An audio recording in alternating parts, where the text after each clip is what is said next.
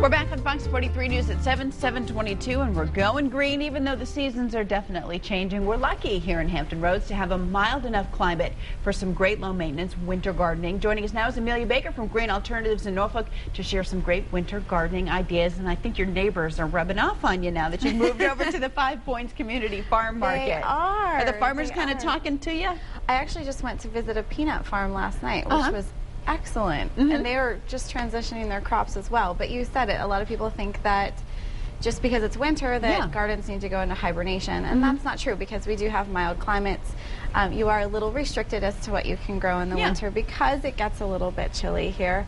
But you have a couple of alternatives. If you want to do something in outdoor gardening, you have to think about root vegetables. So your carrots, parsnips, turnips, things of that nature. Rutabaga. Rutabaga. I just like to say that. Rutabaga. And all of your greens are also great winter vegetables. They actually take better to the cold weather, and peas love cold greens weather. like collards, peels, stuff like that. Absolutely. But you can do some indoor gardening as well. You can do windowsill gardening and maybe put some little boxes out with some herbs or some crops that are a little bit smaller, don't require so much space.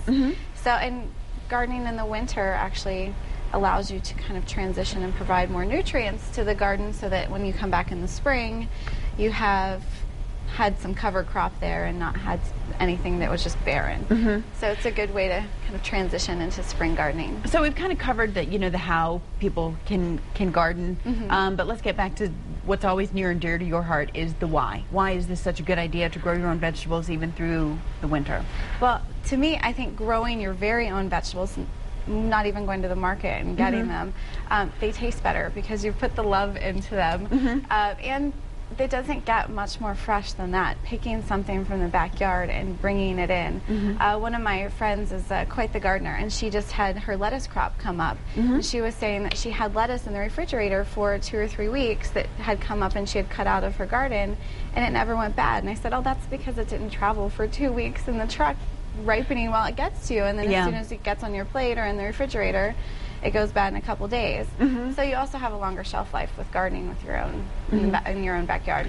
Now, am I remembering correctly? Didn't you bring a few segments ago those little?